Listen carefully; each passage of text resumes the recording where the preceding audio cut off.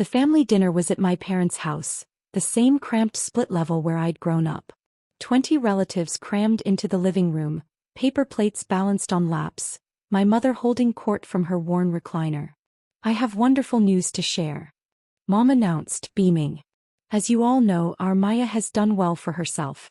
She bought that big house in Riverside Estates last year." I looked up from my plate, suddenly wary. I'd bought the house, yes. A 6-bedroom colonial in one of the city's most exclusive gated communities. But I'd been deliberately vague about the details with my family. "What Maya doesn't know," Mom continued, pulling out a ring of keys with a flourish, "is that we've decided to make it a family home. I had copies made of the key she left here. We're all moving in to help her. Family shares everything after all." The room erupted in excited chatter. My Aunt Rosa clapped her hands. "I've already picked out the room with the bay window for me and Jorge. We're taking the one with the ensuite bathroom," my cousin Linda announced, her 3 kids bouncing excitedly beside her. "The kids need space to spread out." My brother Marcus laughed. "I called the basement for my gaming setup. Finally enough room for all my equipment." I sat frozen, my fork halfway to my mouth as my family enthusiastically divided up my house like it was communal property. "Mom," I said carefully, "what are you talking about? Don't be modest, sweetheart. You have 6 bedrooms. You don't need all that space for just yourself. We talked about it as a family and we all agreed it makes sense for everyone to move in. Save money on rent, help you with the mortgage, be together like a real family should be." "I don't need help with the mortgage." She waved this away. "Of course you do. Nobody can afford a house like that on their own. That's why we're coming to help. Uncle Roberto is bringing his tool set to fix up the yard. Aunt Rosa knows how to make that kitchen really shine. And with everyone contributing, we can all live comfortably." "When were you planning to move in?" "Next weekend. We've already started packing.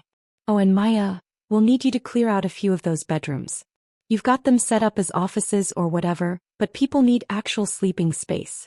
Family first, you know." My cousin Elena leaned over. "I hope you don't mind, but I already measured the master bedroom. It's perfect for me and Tom and the baby. You can take one of the smaller rooms, right? You're single, so you don't need all that space." I set down my fork very carefully. "Let me understand this. You're all planning to move into my house next weekend without asking me?" "We're family," Mom said, as if this explained everything. "Family doesn't need permission. Family shares. Besides, you should be grateful. You'll have help around the house, people to keep you company. No more rattling around in that big place all alone." "I'm not rattling around. I like living alone." "That's just because you're not used to having family close. Once everyone moves in, you'll see how wonderful it is." I looked around the room at my relatives, all of them smiling, excited, already mentally arranging their belongings in my home. None of them had asked. None of them had considered whether I wanted this. They just decided. "I need to make a phone call," I said, standing abruptly. "Oh, calling the HOA to let them know about the new residents?" Mom asked. "Good thinking. We should be on the approved list." I walked outside to my car and dialed my attorney. "Richard, it's Maya Chin. I need you to do something for me." I hadn't told my family the complete truth about my house. Yes, I'd bought it. But I hadn't bought it with a mortgage I could barely afford, struggling to make payments like they assumed. I'd bought it outright. $2.8 million. Because I was Maya Chin, founder and CEO of Chin Digital Solutions, a software company I'd built from my apartment 8 years ago into a business worth $340 million. I'd sold a majority stake last year to a venture capital firm for enough money to buy 10 houses like the one in Riverside Estates. But my family didn't know any of this. They thought I worked in computers, some vague office job that paid well enough to rent a nice house with a mortgage. They'd never asked for details. Never questioned how a single 34-year-old woman could afford Riverside Estates on a typical salary. They just assumed I was struggling and needed family help. "What do you need?" Richard asked. "My family is planning to move into my house next weekend. Without permission.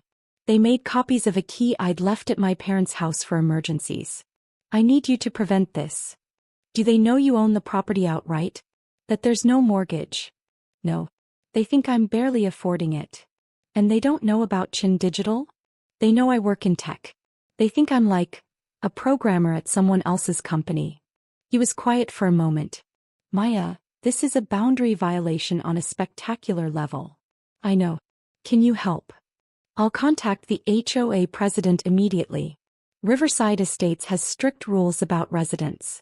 We'll make it very clear that no one is moving in without the homeowner's explicit consent. I'll also prepare cease and desist letters for your family members. That feels extreme. Maya, they're planning to enter your home without permission and move in. That's potentially criminal trespassing. Extreme is appropriate. I hung up and sat in my car, hands shaking with anger and disbelief. Through the window I could see my family still inside, laughing, planning, excited about their upcoming move into my space. None of them had considered asking me. Because family doesn't ask. Family just takes. The next week was a flurry of increasingly aggressive texts from my relatives. Mom, can you leave the garage door open Saturday? Roberto has a lot of tools to move in. Linda, what time should we arrive? Want to get the kids settled before dinner. Marcus, do you have good Wi-Fi in the basement? Need at least 500 megabits per second for gaming. Elena, can you move your stuff out of the master by Friday? We want to set up the nursery. I didn't respond to any of them. Instead, I worked with Richard to fortify every possible entry point. The locks were changed. The HOA was notified and prepared. Security was briefed. And Richard prepared a comprehensive package of legal documents. Saturday morning I waited. At 10 a.m., the first vehicles arrived at the Riverside Estates main gate. My parents' ancient Honda, Uncle Roberto's pickup truck full of furniture, Linda's minivan packed with kids and boxes. The security guard stopped them at the gate. I watched through my security cameras as the guard spoke to my mother, who was clearly confused. Then my phone rang. Maya, there's been some terrible mistake. The guard won't let us in. He says we're not on the approved resident list. That's correct. You're not residents. But we're moving in today. We have all our things. You knew this was happening. I knew you were planning it. I never agreed to it. But we're family. You can't just. I can actually. This is my house. My property. You were never invited to move in. This is ridiculous. We're coming to help you. To be a family. You're coming to invade my privacy and take over my home without asking permission. That's not help. That's a hostile takeover. Maya, please. We've already given up our apartments. We have nowhere else to go. My stomach twisted with guilt, but I held firm. That's not my problem, Mom. You made those decisions without consulting me. You assumed you could just move into my house because we're related. That's not how property ownership works. We're family. Family shares. Family asks. Family respects boundaries. Family doesn't make copies of emergency keys and plan to move in like squatters. Behind my mother I could see other relatives arriving. Uncle Roberto arguing with the guard. Linda's kids crying in the minivan. Aunt Rosa looking confused. I'm sending someone out to talk to you, I said. He'll explain the situation. I hung up and texted Richard, there at the gate. 10 minutes later, Richard arrived in his Mercedes, accompanied by James Henderson, the HOA president and a senior partner at one of the city's most prestigious law firms. Through my security cameras, I watched as they approached the cluster of vehicles at the gate. Good morning, Richard said formally. I'm Richard Torres, attorney for Maya Chin. This is James Henderson, president of the Riverside Estates Homeowners Association. We're here to clarify the situation. My mother stepped forward. There's been a mistake. We're Maya's family. We're moving in to help her. There's no mistake, James interrupted. Miss Chin is the sole owner of 47 Riverside Drive. She purchased the property outright in cash 18 months ago. There is no mortgage. No co-ownership. The property is entirely in her name. My father frowned. That's impossible. Maya doesn't have that kind of money. Actually, Richard said smoothly, Ms. Chin is the founder and CEO of Chin Digital Solutions.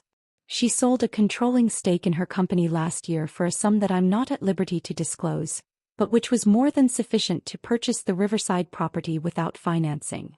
The silence was profound. Maya owns a company? My mother's voice was faint. A very successful tech company, yes. She's been running it for 8 years. But she never said. She told you she worked in tech. You apparently never asked for details. James stepped forward with a folder. These are the HOA regulations. Section 3.4 clearly states that all residents must be approved by the homeowner and registered with the association. You are not approved residents. You cannot enter this property. This is insane, Uncle Roberto shouted. She's our niece. Our family. You can't keep us out. I absolutely can, James said coldly. This is a private gated community with strict rules. Miss Chin has not authorized your entry. If you attempt to enter anyway, you'll be trespassing and we will call the police. Richard handed out envelopes. These are cease and desist letters. You are ordered to return any keys you have to Miss Chen's property. You are prohibited from entering the premises without explicit written permission. Violation of these orders will result in criminal charges. My cousin Linda was crying. Where are we supposed to go? We gave up our apartment. That was your choice, Richard said not unkindly. Miss Chin did not invite you to move in. She did not agree to this arrangement. Your housing situation is not her responsibility. Marcus stepped forward, his face red. Why? I know you're watching on those cameras. This is insane. We're your family. I pressed the intercom button. You're my family who decided to invade my home without asking permission. Who assumed you could take over my property because we're related. Who never once considered what I wanted. We were trying to help you. I don't need help. I'm a multimillionaire, Marcus. I bought this house with cash from selling my company. I have a net worth you can't even imagine. The only thing I need from family is basic respect for my boundaries. Through the camera, I watched my mother sink against the car, the truth finally penetrating. You're rich? You've been rich this whole time. I'm successful. Yes. I built a company and sold it. And I chose not to tell you because I knew this would happen. You'd either want to take from me or tell me how to live my life. So you just lied to us? My father's voice was bitter. I never lied. You never asked. You assumed I was struggling because I'm single and don't perform success the way you expect. You decided I needed saving and inserted yourselves into my life without consent. James stepped forward. This conversation is over. You need to leave the premises immediately. Take your belongings and go. If you're not gone in 30 minutes, we're calling the police. They left. Slowly, angrily, with tears and shouted accusations, but they left. For 3 days my phone exploded with messages. Mom, how could you humiliate us like that? In front of lawyers and security. Linda, we're staying in a motel because of you. The kids are crying. I hope you're happy. Uncle Roberto, you've destroyed this family. Over what? Pride. Aunt Rosa, we just wanted to be close to you. To help. And you treat us like criminals. Marcus, you're dead to me. Family means nothing to you. I blocked them all and tried to process what had happened. A week later, my mother appeared at my office. The actual office, Chin Digital Solutions headquarters, 20 floors in the downtown business district. The receptionist called me. Miss Chin, there's a woman here claiming to be your mother? Send her up. Mom walked into my corner office, taking in the view, the modern furniture, the wall of awards and patents. Her face was a mixture of awe and confusion. This is where you work? This is what I built. Chin Digital Solutions. We develop enterprise software for Fortune 500 companies. I founded it 8 years ago. We employ 200 people. She sank into a chair. Why didn't you tell us? Would it have mattered? If I'd told you 8 years ago that I was starting a company, would you have believed in me? Or would you have told me to get a real job? She looked away, unable to answer. You came to my house planning to move in without permission, I continued. You gave out copies of my key to 12 people. You assigned bedrooms. You packed up your lives. All without asking me what I wanted. We thought we were helping. You thought you knew better than me what I needed. You decided my life should look like yours. And when I didn't perform success the way you expected, marriage, kids, traditional career, you assumed I was struggling and needed intervention. We made a mistake. You made a choice. A choice to ignore my boundaries, my autonomy, my right to live my own life. I paused. The house in Riverside Estates. I bought it because I wanted space. Privacy. A place that was mine after years of building a company in a cramped apartment. And you tried to take that from me. What happens now? Her voice was small. Now, you respect that I'm an adult with my own life. You ask before assuming. You understand that family doesn't mean unlimited access to my space, my money, or my choices. Can we start over? Maybe. Eventually. But Mom, you need to understand something. I'm not the struggling daughter who needs saving. I'm a successful CEO who needs family to respect her boundaries. She nodded, tears streaming down her face. I'm sorry. We're all sorry. Sorry isn't enough. Changed behavior is what matters. 6 months later, we'd rebuilt something fragile and new. Monthly dinners carefully scheduled. Conversations that actually asked about my work instead of assuming. Boundaries that were respected. Linda sent a card. I'm sorry we tried to take your home. Congrats on everything you've built. Marcus called once. The gaming basement thing was out of line. I hope someday you'll let me see your actual house as a guest when you invite me. My parents visited my office occasionally, asking questions about the company, trying to understand the life I'd built while they weren't paying attention. It wasn't perfect. There was still hurt, still distance. But they'd learned. You can't move into someone's life without permission. Even if you're family. Especially if you're family. Because real family respects boundaries. Real family asks. Real family understands that success looks different for everyone. And real family never, ever makes copies of keys and plans a hostile takeover of your home. Kept my house. My space. My privacy. And I kept my family at a distance that finally felt safe. Because some boundaries are worth defending. Even when family calls it selfish. Especially then.